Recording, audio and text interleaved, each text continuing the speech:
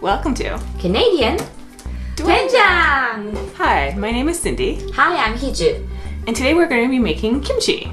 Kimchi! So kimchi is probably the best known of all Korean foods. And you might even say it's Korea's national dish. There's all kinds of different forms of kimchi, but probably the one most people think of when they hear or say kimchi is Napa cabbage kimchi or 배추 kimchi. And that's what we're going to be making today. So we're going to talk quickly about some of the main ingredients that you need. So obviously cabbage. The cabbage needs to be salted, but it needs to be salted the day before. You can also buy salted cabbage at a lot of your Korean grocery stores, which helps you save a step. And especially if you're making a big batch, it helps with space because you need to have giant bowls in order to salt multiple cabbages. Mm-hmm. Sometimes, I've seen people using bathtub. That would actually be very handy if you're doing a big batch of... Just fill it up to water and salt and throw the cabbage in there. You need to do this the night before because the salt needs to sit in the cabbage for 6 to 8 hours. And basically what you do is take the two outside layers of the cabbage out so you have a nice clean cabbage. Then cut it in half lengthwise. And you use a cup of salt per cabbage. And you just take the salt and you put it in between each layer. You'll see that that's why these are kind of curled upwards a little bit. Mm-hmm. You can use sea salt or pickling salt. The coarser salt you use, the less likely you're going to need to rinse it. If you use a really fine salt, like a fine sea salt as opposed to a coarse sea salt, you may want to rinse it after the 6 to 8 hours is up, just to get some of the salt out. Once you've got the cabbage all salted, you're ready to make the kimchi. I'm just going to briefly let you know about the other ingredients. So this is radish, a Korean radish cut into matchsticks, green onion, salted shrimp, minced garlic, rice flour, minced ginger, anchovy sauce, and of course, the most important, the Korean red pepper powder. You'll also need cold water and boiling water as well. So let's get started. All right. Oh, I really recommend you use gloves, disposable plastic gloves, because you're not going to want to touch your face afterwards, and the gloves will just help protect you. If you're making a big batch of this, I also recommend using an apron because it might go everywhere. We're just making a small one, so we'll probably be a little cleaner, but gloves are a necessity. Okay, so we're going to start with the cold water and the flour. So we have the cold water in here. We're just going to add the flour.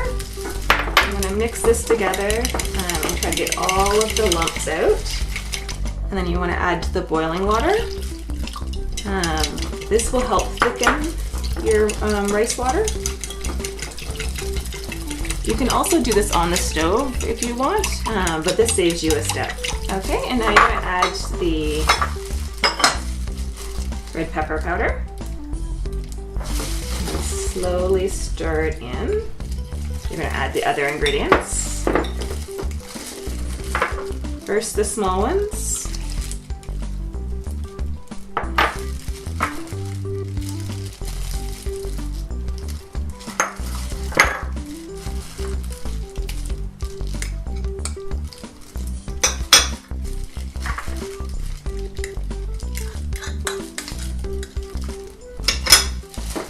You want to mix it together again. Now we're going to add the green onion and the radish. Now at this stage, a lot of people start mixing with their hands because you're about to use your hands to put it on the cabbage. I still mix it with a utensil. So you're gonna get a nice thick paste like this, filled with vegetables. And now you're ready to make the kimchi. The bigger the cabbage, the bigger the bowl you need. And I highly recommend for both of these bowls that they be either glass or metal. If you use a plastic bowl, you're gonna stain the plastic. And so we're just gonna add a little bit to the bottom. Add the cabbage in. And this is where you're going to start using your hands. And you're gonna take some of this, go to the bottom layer, and rub. And you basically wanna coat it completely. And then do the next layer, take some more, and rub. I remember eating kimchi as a child.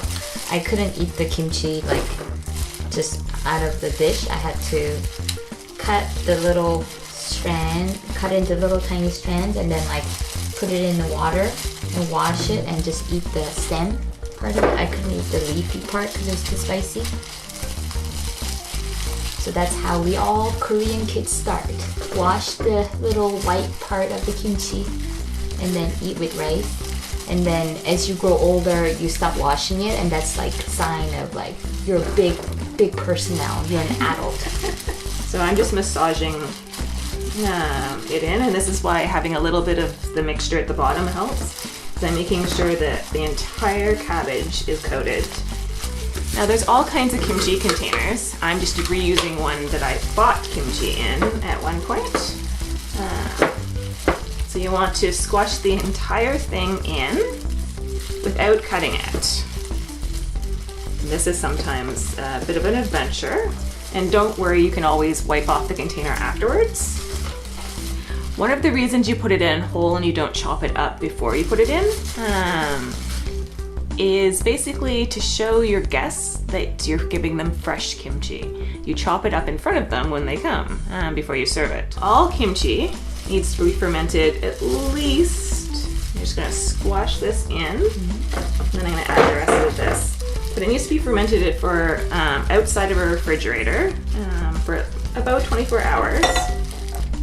And then you can put it in the refrigerator and keep it for well, probably at least a month. It's never lasted in my refrigerator much more than a month. But you can keep it for quite a long time in the refrigerator. You want to make sure that you press it right down and get the air out at the beginning of the fermenting process. And I also, because I don't have a proper kimchi container, there are ones that have double lids. I use a piece of wax paper, and that helps keep the air out. And I just squish that in, and this isn't foolproof, but it's better than nothing. You all do want to have a little bit of space because it will expand a little bit. And then we can put the lid on. And then this can just sit on your counter for about 24 hours, and then you can put it in your fridge. If you like what they call fresh kimchi, you can start eating it after the first 24 hours. I prefer it somewhere between at least a week old. I find it has more of a complex flavor then, between the 1 week and a month. After about a month, it starts to get a little bit more sour, and then it's really good for making soups and kimchi-jang and the pancakes, using it in other recipes because it has more flavor. What about you? What's your favorite time for kimchi? I do like it after about 1 week. Yeah. So it's because it will start to taste like authentic kimchi taste. And then after that I start making soup, I make pancake. I think I make pancake the most with kimchi. Now you have kimchi. Go enjoy. Bye. Sorry, we're not eating today in front of you. See you guys next time. See you, bye.